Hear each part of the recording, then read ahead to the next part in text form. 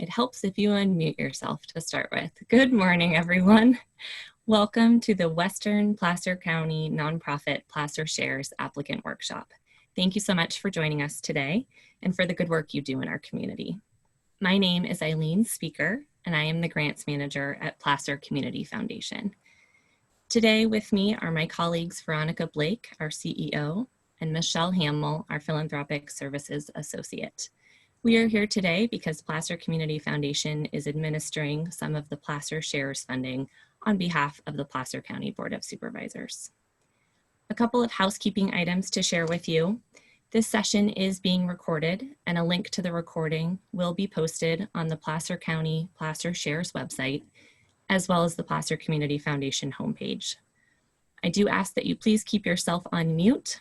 Video is up to you whether you would like it on or off. Should there be any technical difficulties that make continuing this meeting impossible, we will record separately and email you with the recording. Fingers crossed it all goes well. This meeting should take about an hour to 75 minutes. If you have general questions that are applicable to everyone on this call, please enter them in the chat box directly to PCF Michelle, my colleague who will be moderating the chat box. If we are unable to answer your question during this workshop, we will reply to you by email afterward. I do ask that if your name on Zoom is not already set to your first and last name, please make that change so that we are able to follow up directly with you as needed. Many of you already have your first and last name in there, but if not, you can click on the 3 dots on the right top corner of your photo and you should be able to rename yourself. Don't worry too much if it doesn't work out.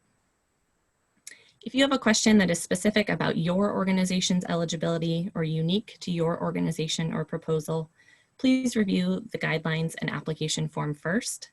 If that does not answer your question, please contact Placer Community Foundation directly outside of this meeting, and we will be sure to share our phone number and email address with you. So today we will be reviewing the Placer Shares program guidelines specific to nonprofits. If you are a for-profit business, I ask that you refer to the Placer Shares website for more information to help you prepare your application, as this workshop will specifically focus on the Western Placer County nonprofits. So we will walk through the guidelines, we will review the online application and software, Smarter Select, and then we will have some time at the end to answer some general questions. So some program background to best facilitate the distribution of CARES funding, the Placer County Board of Supervisors has entered into an agreement with the Sierra Business Council, Placer Community Foundation, and the Tahoe Truckee Community Foundation to distribute these funds. So that is why we are here today. So to begin with, I would like to share my screen and refer you, let's see here, to the Placer Shares website. So this is a great resource, a really good place to start. I highly encourage you to check this out if you have not had the chance already. You'll see the URL at the top, placer.ca.gov/shares. And on this website, there are a number of different sections, and the ones that will be most helpful to you will be this Eligibility to Apply, the Frequently Asked Questions, and the Apply Now section.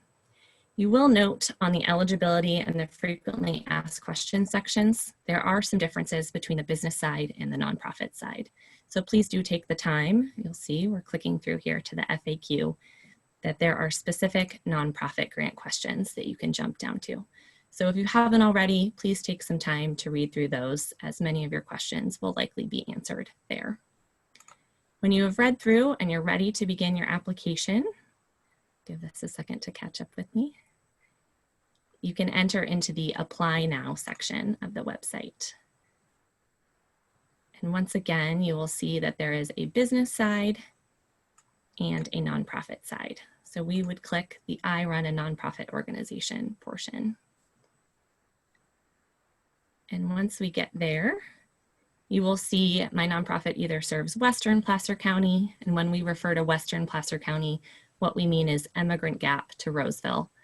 If you are a nonprofit that is in Eastern Placer County, I encourage you to check out the Tahoe Truckee Community Foundation, or you can click on this link. Their process is very similar to ours, but they do utilize different grant software. Eileen, excuse me for a minute. Yes. This is Michelle. Can everybody see Eileen's screen share? Okay, great. Excellent. So we'll click on My Nonprofit Serves Western Placer County, and this will take you to the guidelines for the program. So you'll see, once again, we're referring to Western Placer County. A little bit of background on the program. This is per direction of our Placer County Board of Supervisors. We are administering some of the CARES Act funding in order to bolster our nonprofit community. We know that you all are working so hard during this very challenging time, and we are so grateful for the work that you do for our community. You'll see the applications must be submitted before the deadline, Monday, September 7th at 11:59 p.m. The great news is that you still have 11 days to get your application in, and all applications submitted before the deadline will be considered. So this is not a lottery system. This is not a first come, first served basis. So please, please take your time, answer all questions accurately and to the best of your ability. Applications must be submitted using the online form. We will not accept any paper applications. Again, we have a link to the Placer Shares website and the frequently asked questions, so please review those before calling our office. Eligible organizations, this is per direction once again of the Board of Supervisors. Priority will be given to 501c3 and 501c6 nonprofit organizations with a physical Placer business office address and those providing service on the Western Slope, again, Emigrant Gap to Roseville, who demonstrate financial hardship as a result of the pandemic. Once again, there's a link here if you are located in Eastern Placer County, or you maybe serve several counties, but your main address is in Eastern Placer County. You will go through the Tahoe Truckee process. An organization may only submit one proposal for this grant program. Ineligible organizations include the following list, again, per direction of our Board of Supervisors. If you have a question about whether your organization is eligible, please feel free to call our office and we can talk you through and come to a decision on that. Moving on to our priority areas. So the Placer Community Foundation has $675,000 available to grant to Western Placer County nonprofits. We do not know how many applications we will receive before the deadline, but we will likely have more applicants than available funds. In order to prioritize our applications, the Board of Supervisors developed these two priority areas. So priority 1 includes our 501c3 safety net nonprofit organizations. And as you will see here, there are a number of examples of that. The reason these groups are priority 1 is because they have needed to expand in order to address the demand for their services during the pandemic. Additionally, 501c6 broad-based business assistance organizations, such as chambers of commerce, are in this priority 1 area because they are supporting our businesses who are keeping people employed and lessening the load on our safety net nonprofit organizations. Priority 2 includes all other eligible 501c3 nonprofits and all other eligible 501c6 nonprofit organizations. If you are in priority 2, I still encourage you to apply. Do not be discouraged. We definitely still want to see your application. The grant amount is up to $10,000, and you'll see that it's either $5,000 or $10,000. This is dependent on your pre-COVID annual revenue. So if you had $100,000 or less pre-COVID in revenue, your grant amount would be $5,000. If it's $100,001 or more, your grant amount would be $10,000. Please note, underscore, exclamation point, that all grant funds must be spent by December 30th, 2020. Say that again, December 30th, 2020, not December 31st. So please keep that in mind if you are applying, whether you would be able to utilize these funds before December 30th. Eligible expenses are COVID-related needs that align with the goals and funding criteria for this program. So eligible expenses are necessary expenditures incurred due to COVID between March 1st and December 30th. We'll walk through some questions that will help you once we get into the application. And if you have specific questions for your organization about what you might intend to use the funds for, again, please feel free to call our office and we can talk through that with you. You will see our list of ineligible expenses here. Again, if you have questions, please be in touch. And then our timeline. So the portal is now open. You are able to go in and begin your application as of Tuesday morning. We're in our workshop now, and our deadline is Monday, September 7th. So like I said, still 11 days to apply, lots of time. We will announce our awards by email on October 2nd. So whether you are an awardee or not, you will receive an email on that date. Please be sure to check your spam folder just in case, but either way, if you have submitted an application, you will hear from Placer Community Foundation. Our nonprofit grant checks will be sent out by mail to the address that you include in your application. So we'll talk through that a little bit on the application, but please ensure that the address that you use there is one where you can receive a paper check. In terms of reporting requirements, at this time, 501c3 organizations will require no further reporting. You will see in the application there is a long attestation section, which includes a number of statements, which we will walk through, ensuring that you are using the funds appropriately.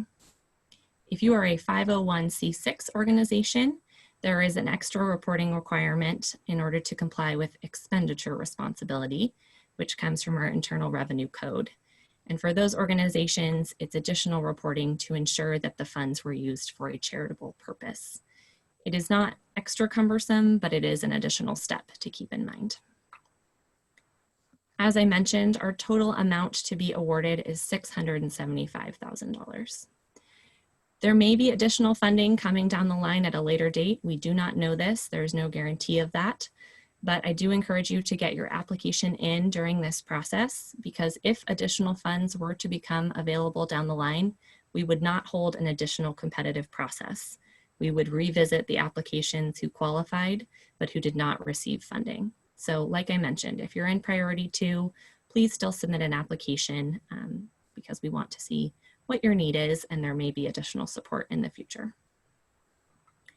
You'll see that there is a preview button here. If you click on that, it will pull up a complete preview of the application, and we'll walk through it question by question up next.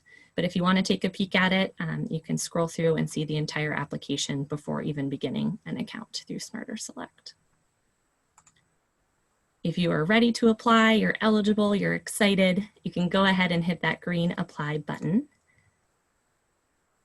If you have never applied for funding through Placer Community Foundation, you've never used Smarter Select, you will need to create a new account. And I apologize, this is light gray and a little bit hard to see, but you will create a new account and you will receive an email verifying that your account has been created.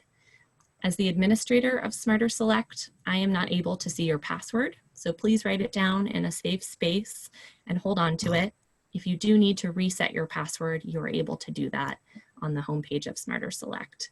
If you get stuck on that, please feel free to give us a call and we can get you through it. If you already have an account, like I am going to pretend that I do, you can log in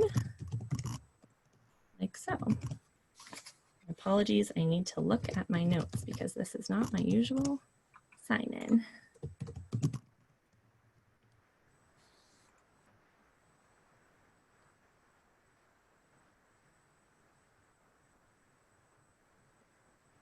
So once you sign in, you will see my applications.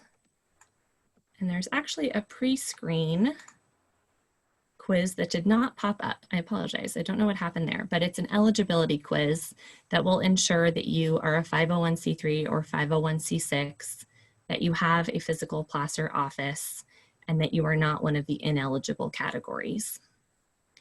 But once you get through that quiz, you will begin your application. So we'll walk through it question by question, and I will point out some quirks of Smarter Select so that you feel comfortable in the software. It really is very user-friendly, but if you get stuck, we are here to support you. So you'll see the instructions here. Please note as you walk through the application that all questions marked with a red star are required. So that is the majority of the application. If you try to submit the application without completing one of the required questions, the system will notify you in big angry red letters. So that's a nice kind of safe check for you as you're completing. You'll see we begin with the grant guidelines. Once again, we ask to ensure that you have read and understand the eligibility guidelines, which if you click on that, will open a new window. bringing you back to the eligibility criteria on Placer shares. So one more check that you are eligible. And again, the business information is on the top. So you will need to scroll down to the nonprofit section. And see, the system is already yelling at me because I haven't completed this top field. But as you'll see, if you do not complete a field, it will remind you that this is a required field. So we'll walk through the sections of the application next. We ask for contact information, the name of the authorized representative applying for funding, the title of this person, and as you'll see when I moused over this section, a gray box appeared to the right-hand side that provides you just tips and tricks. So some of the questions have this to help you through some of the questions that might be a bit more confusing. So you'll see we give some examples of what a representative's title might be. We know that some of you might have grant writers or board members completing this on your behalf. We then ask for your email address, and we very intentionally are asking you to verify your email address. We want to ensure that we have correct contact information for you, so please enter it twice. And then we ask for your phone number. And again, please ensure that this is someone who will be responsive and regularly checking email or voicemail, as the Community Foundation may need to be in touch with you throughout this process. We then get into your organization information. If you are someone who is not a 501c3, but you have a fiscal agent willing to receive the funds on your behalf, we ask for the name of that receiving organization. And then if you are using a fiscal agent, what your program name is. We ask for your federal EIN number. Please enter it as one number. You'll see some additional direction here without a dash. It should be 9 digits.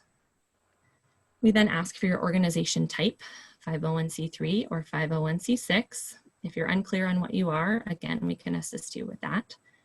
And then we ask for the date of your organization founding, which you can see it's a date box. So once you click on that, you should be able to adjust it.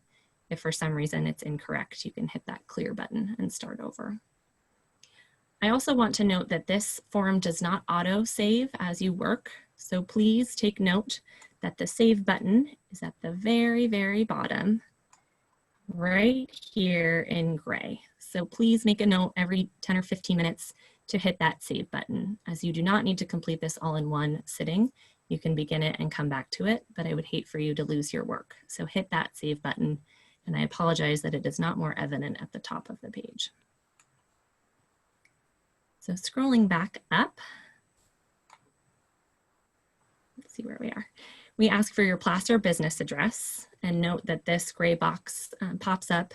This is the address where your grant check will be sent. So please ensure that it is an address where someone would regularly be checking and receiving the mail. So we ask for your street, if you have a suite number, your business address, city, and zip code, and then your website. We then ask for a breakdown of your staffing, number of full-time employees before March 1st, on or before March 1st, your part-time employees, and your independent contractors. And those are people working under a contract, not considered an employee. We then move into your first text box. So there are a handful of these throughout the application. We ask for your mission statement, and you'll see that's a required question. We do ask that you limit this to one sentence. I know that's a challenge, and I know that you all do wonderful work that you want to shout from the rooftops to everyone. But in consideration of the fact that we will have so many applications and a very short timeline to review and score them, we do ask that you limit yourself here to one sentence. You'll also see that there's a maximum number of words of 100. You'll see here that this text box has features similar to Word. So if you would like to do some bolding or underlining, you do have that capacity here. Additionally, you'll see that the corner of this box can be dragged out if you would like to do so. We then ask for your main program focus area. So if you work in several of these areas, we're asking for what the majority of your work is done in.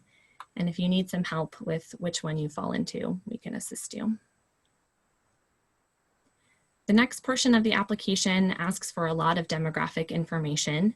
We understand that not all of you are necessarily regularly tracking this information. So we ask before you move into filling those boxes out, whether the reporting below will be based on a good faith estimation or on a regular process of validated tracking. So please make that decision first, and we understand if this is not something you regularly track. However, once we get all of this data, we'll have a really rich source of information to be able to share back with our Board of Supervisors about the good work you do and how many people you serve. So we ask here that you're quantifying this with a number. And again, if you do not regularly track the data, please make an estimation. We ask for your total people served annually, and as a percentage of your total served, how many are Placer County residents? How many do you serve from low-income households? And as you'll see, definition of low-income household does pop up. And then some information about underserved populations. So people with disabilities, people experiencing homelessness, people who are lesbian, gay, bisexual, transgender, queer questioning, and intersex, and veterans. We then move into gender served annually. And again, understanding you may not know exactly, please make your best good faith estimation. There are 5 categories there. We move into ethnicity served. So this is Hispanic or non-Hispanic origin. You'll see we have a definition of that here that pops up to support you. We ask about race served annually. There are several categories here. And about age served annually. So that is all the demographic data. I know that that might take you some time to put together, but we appreciate you in advance for taking the time to do so. We then ask about your annual revenue amount pre-COVID. So as I mentioned early on, if you do become an awardee, this would help us to determine your award amount. $100,000 or less would be a grant of $5,000, $100,001 or more would be a $10,000 grant. We then ask for your actual revenue for your last complete fiscal year. So we know that you may be on a calendar year, on a July 1 fiscal year, whatever your last complete year was, what was your actual revenue? We then move into the statement of intent and impact of COVID. So asking that you describe your organization's hardship that has resulted from COVID. We know that everyone has been impacted by this pandemic, but we're asking specifically about your demonstrated economic injury or hardship due to COVID. And again, we ask a maximum number of words of 100, and you have the ability to format your answer to that question here. We then get into the number of different ways that you've been affected by COVID. So we address your total loss of fundraising or revenue sources. So you'll see a gray box pops up that gives you some examples. You know, many of you have had to cancel your regular fundraising events, a program that brings in revenue for you, perhaps a thrift store, that sort of thing. Those are just examples to get you started. So we ask for that by dollar amount, and then as a percentage of your annual fundraising revenue. And I gave you an example here of how you might calculate that. If you have any loss of personnel, a number reduction of full-time equivalent staff, we know that a standard definition of FTE would be 40 hours per week, but perhaps yours is 32 hours in your organization. You can use your definition of FTE here. And maybe some of you have had to have an increase in staffing numbers to meet the increasing demand. If this is not relevant to you, you'll see that it's still a required question, so you could put a 0 in this box if that does not apply to you. We know many of you have additional expenditures to meet the growing community demand, so we ask for that by dollar amount, and then as a percentage of your annual expenses. And then have you had any additional expenditures to change your business operations? So welcome to my home. We are, many of us, working from our house. So there've been a lot of technology needs, just to give you an idea of what that might be. And then additional expenditures as a percentage of your annual expenses. Many of you have lost volunteer hours, which we know the value of volunteer hours is immense and very helpful for a lot of your organizations, particularly those that are very small.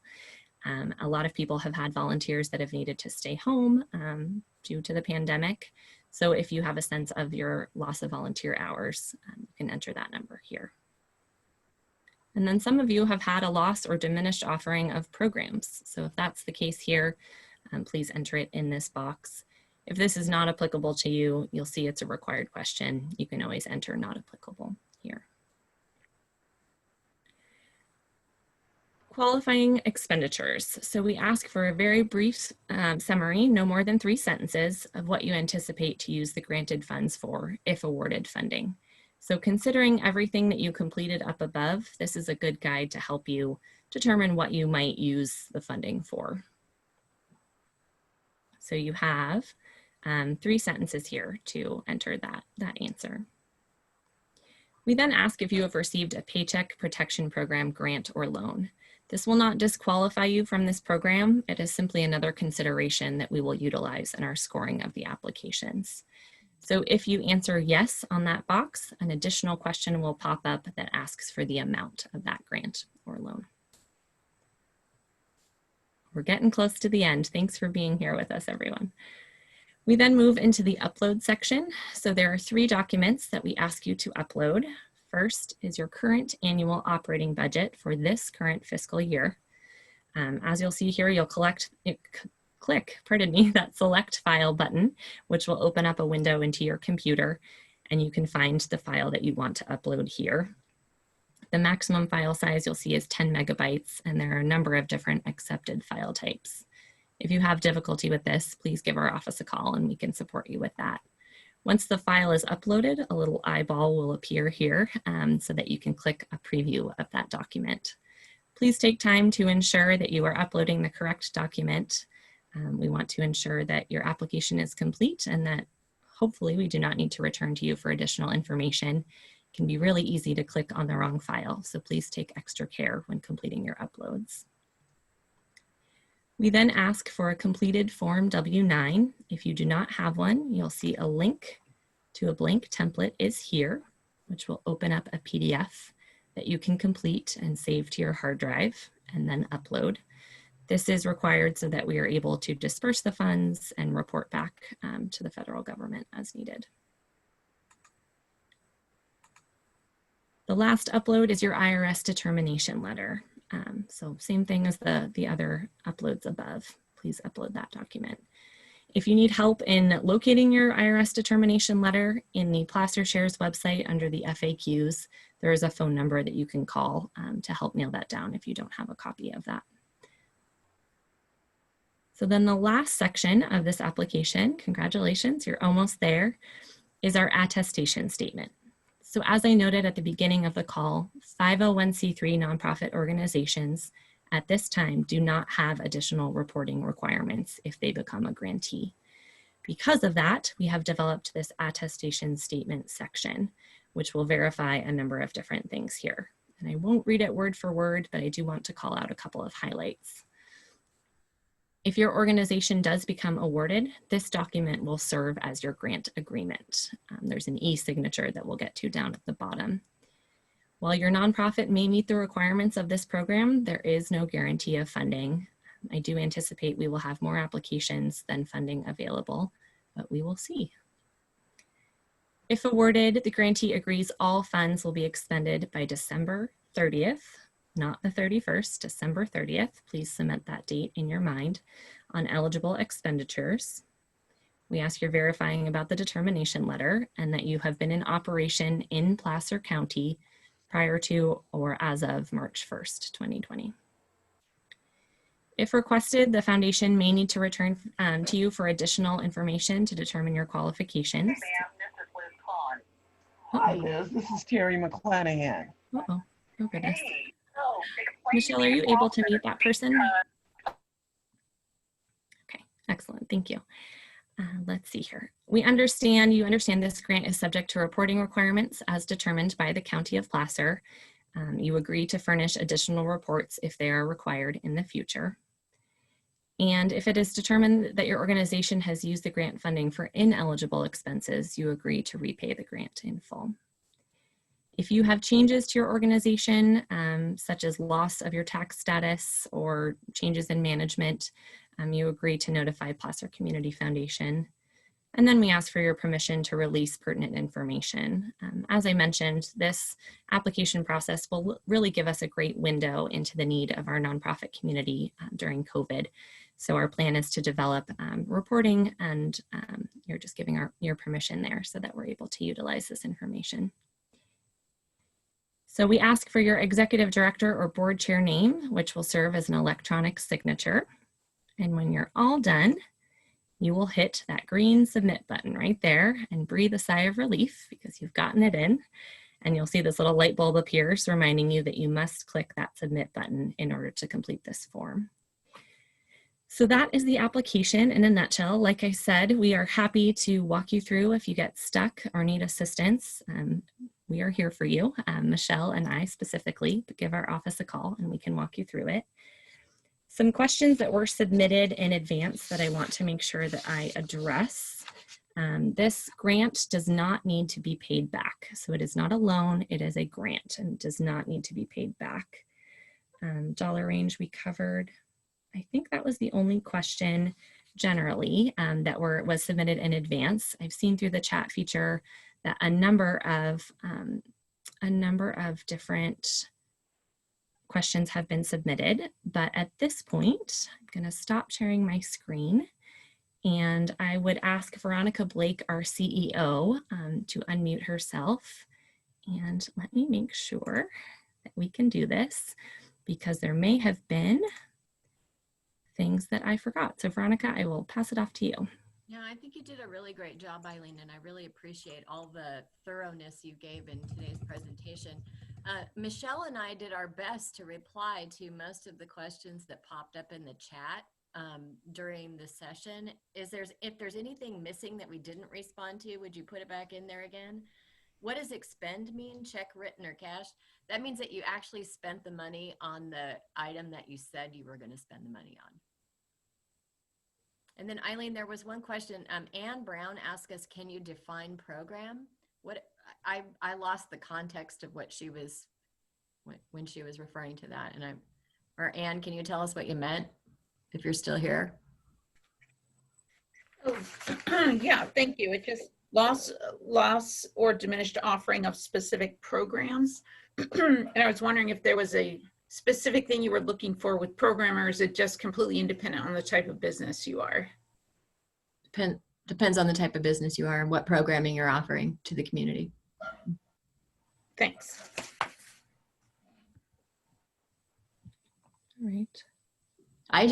Does anybody feel like they missed something from us? Because I thought the presentation was solid, Eileen. I think you went through it all, everything we've thought of so far.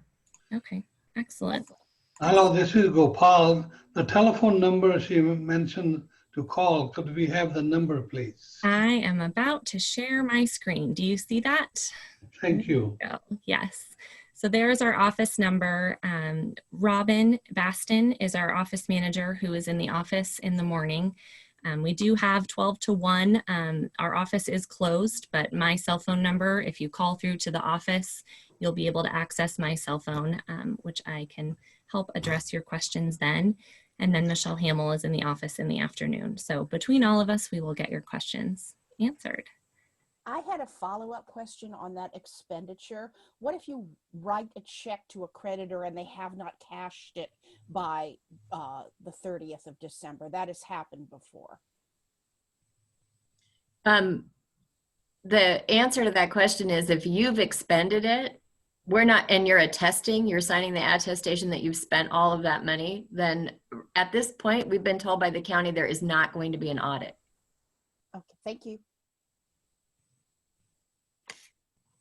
All right.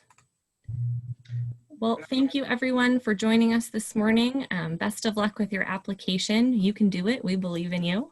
And we look forward to reading about your programs. And again, thank you for everything that you do for our community. Take care.